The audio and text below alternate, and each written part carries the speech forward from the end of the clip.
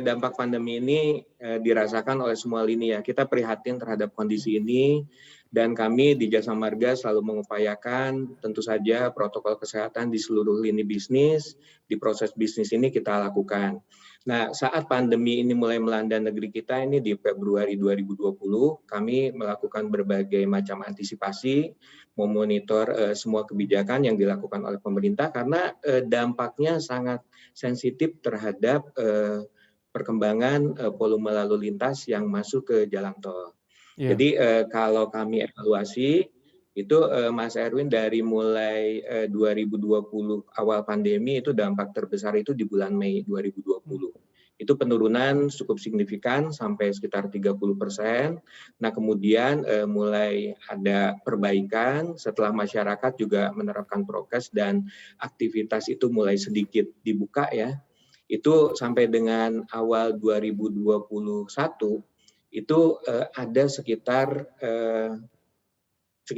lalu lintas itu antara 15 sampai 20% dari kondisi normal sebelum pandemi. Nah, saat pandemi diberlakukan PPKM darurat, memang ini dampaknya sangat signifikan. Nah, sehingga kami harus melakukan upaya-upaya. Nomor satu tentu pelayanan kepada masyarakat, dalam hal ini standar pelayanan minimal kita upayakan untuk selalu dipenuhi. Nah kemudian hal yang tidak kalah penting, melalui lini bisnis operasional, kami melakukan efisiensi-efisiensi yang tidak berdampak secara langsung kepada pelayanan pengguna jalan.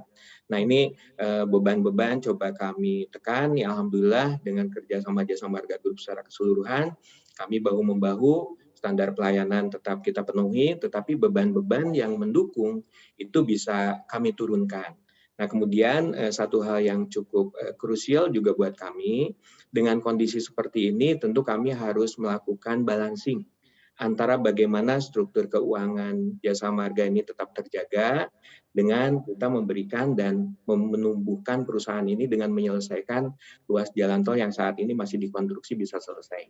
Sehingga kami melakukan berbagai aksi korporasi yang pada akhirnya alhamdulillah bisa mendukung sehingga secara keseluruhan dari kinerja operasional yang masih terjaga baik meskipun kondisi saat ini pandemi, dengan kami melakukan efisiensi beban yang tidak terkait ke pelayanan pengguna jalan secara langsung. Nah kemudian yang kedua, dengan melakukan berbagai aksi korporasi yang mendukung, sehingga alhamdulillah pada semester 1 ini seperti yang tadi disampaikan di awal, kinerja Jasa Marga tetap terjaga dengan baik.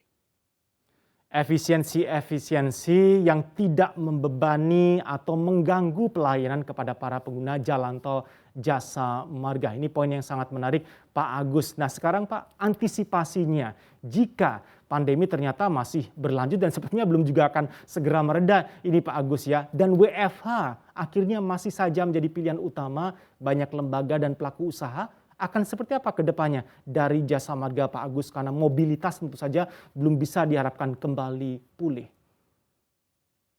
Ya, baik Mas Arwin, memang ini jadi tantangan ya buat semua tidak hanya Jasa Marga, pelayanan publik ini tentu akan sangat terdampak dengan pandemi ini.